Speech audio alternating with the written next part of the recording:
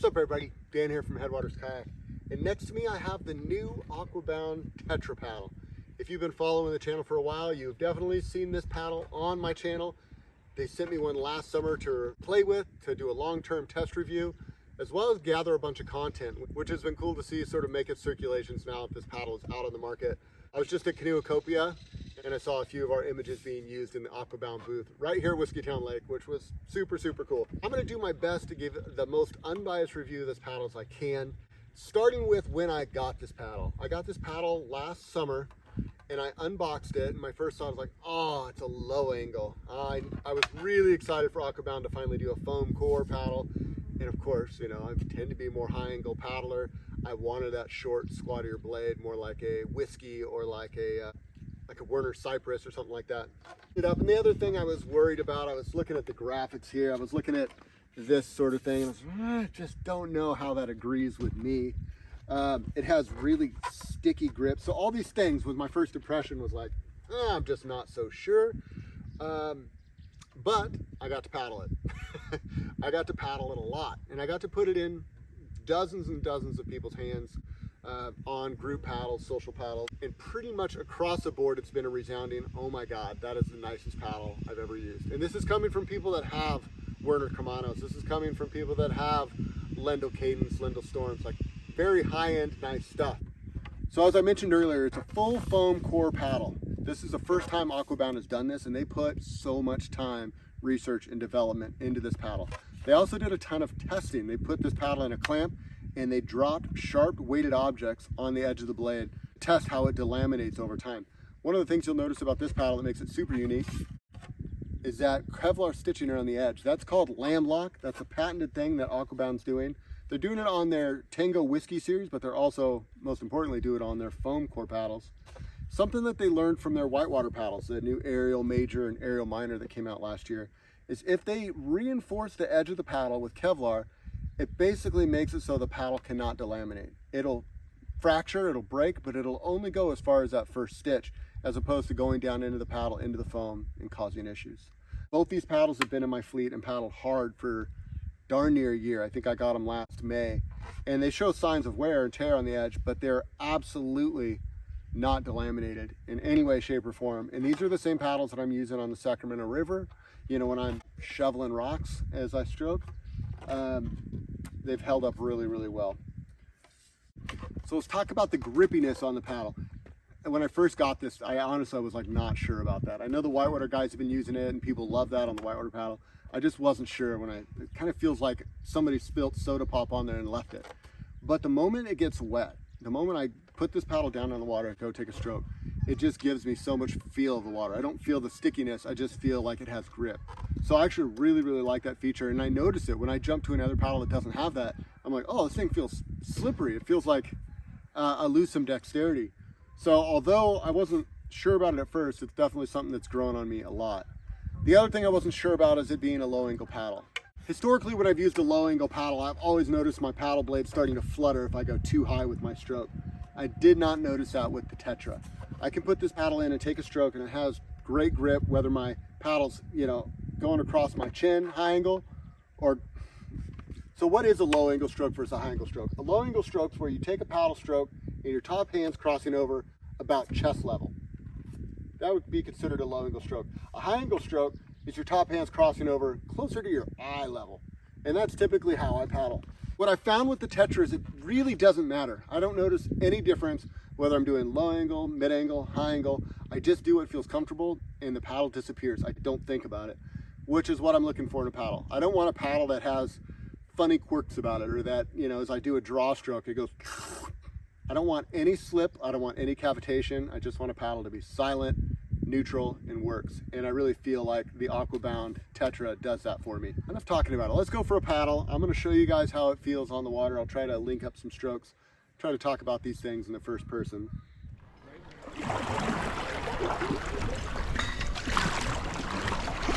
Got a little windy day out here at Whiskeytown. The wind picked up, starting to white cap.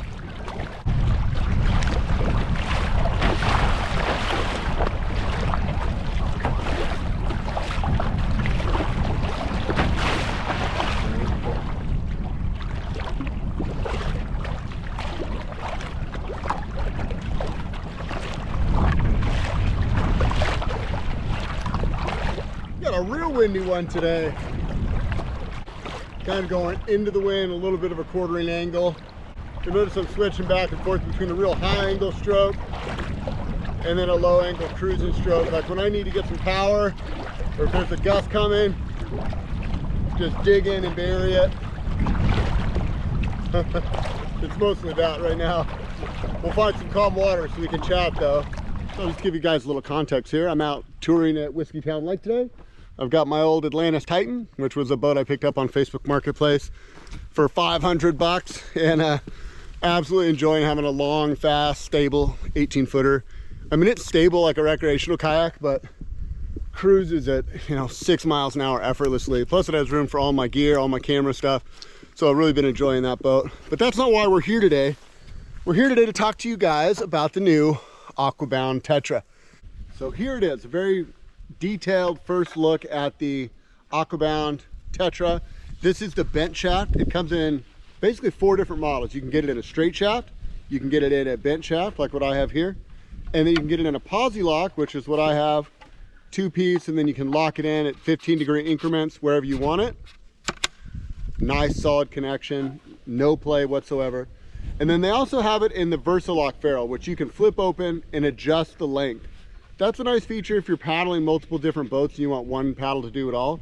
I went for the 210 posi lock just because 210 kind of covers my needs for most of the boats I'm in. I paddled my 21-inch wide Stellar all the way up to a 29-inch wide Motion Scout, all using this same paddle.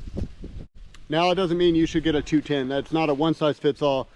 Paddles are very specific to you, the type of boat you're in, the angle of your stroke. And if you need help deciding, don't hesitate to reach out. I'm more than happy to give you my 2 cents. But after using it for a year, it has become the staple in my quiver. I use this paddle more than any other paddle at the moment. And not because Aquabound pays me to do so. They don't pay me to use their paddles. They're nice enough to give me samples to try out, but so does Lendl, so does Gear Lab, so does a lot of different companies. I paddle this paddle because I really, really enjoy the way it feels in the water.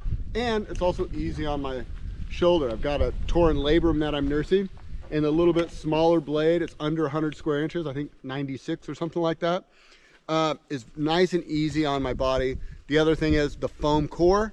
The foam core is super bouncy, so when I push that blade in the water, it naturally wants to pop out at the end of my stroke.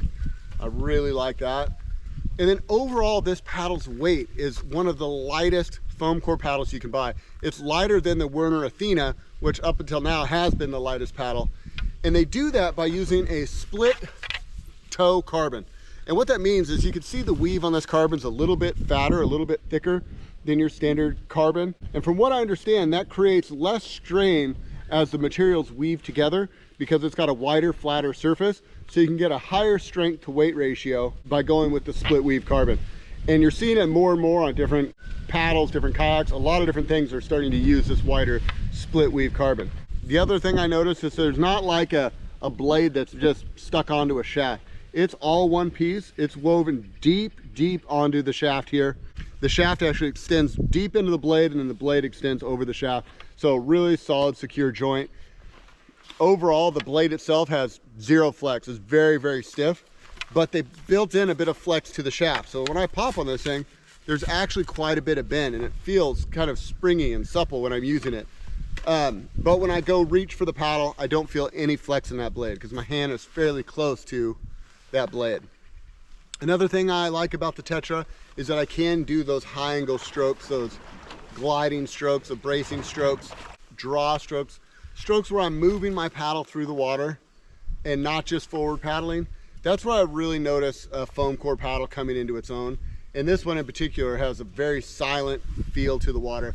As I'm retrieving from maybe a sweep stroke and I'm coming back, this thing wants to just slide over the top of the water. It doesn't want to grip or catch the water. It has a very neutral feel. So let me just explain what I'm looking for in a paddle. When I'm paddling, I don't want to think about a paddle. I want a paddle that disappears. That if I need to do a brace or a scull or a draw stroke, I don't think about how my paddle feels. It's just an extension of my body. It feels like my hand in the water. And you get that by designing a neutral paddle, a buoyant paddle, a paddle with a really smooth back face. So as I'm slicing in it and moving it through the water, it's not wanting to cavitate or create bubbles. So something that a more experienced paddler is probably going to notice, and if you're a progressing paddler and you want to learn those skills, this is a paddle that's going to reward good behavior. If you do it right, you're going to feel like you did it right. Whereas some other paddles with deeper dihedral or more flare on the backside tend to be a little bit more clunky or a little bit more edgy as they move through the water. We talked a little bit about bent shafts in my last paddle video. This one has a fairly neutral bend. The face is about in line with the shaft itself, maybe slightly trailing face. But I noticed that it has a really ergonomic feel. It has a really good grip. I'm not losing a bunch of traction or having a blade flutter. It has a fair amount of dihedral. When I'm looking down the face of the paddle, you'll notice it sort of has a little bit of a W shape there. And what that does, that helps the paddle grip. As I put it in the water and put power to it, it naturally wants to grip and catch the water. So I did a really good job of making it easy to use for a fairly beginner or newer paddler, but also a paddle that I can get in and have a lot of fun with and not feel like it's going to hold me back. I don't know, I guess I feel like I'm just raving about it, but you know, it is a pretty impressive paddle. Aquabound waited a long time to get into foam core high-end paddles, and they definitely made a splash. They put a lot of effort, a lot of engineering into this, and I think it stands out above the crowd, and I'm looking forward to seeing them expand this line. Because right now they just have the one blade shape. I would love to see a high angle version of this blade, as well as maybe a smaller and a larger blade shape. I don't know. If you guys have any questions, leave them in the comment section below. I know that there's stuff that I probably didn't touch on. And if you guys want to know more, let's do it. If you want to buy one of these paddles, Aquabound's nice enough to work with me on a drop ship program. So you can hit me up. You can visit headwaterskayak.com. You can email me. I'm more than happy to ship one of these out directly to you. You'll be supporting me, you'll be supporting the channel, and you'll be buying yourself a really nice paddle. So I'll leave that link in the bio, as well as all the stats and other information on the new Tetra paddle.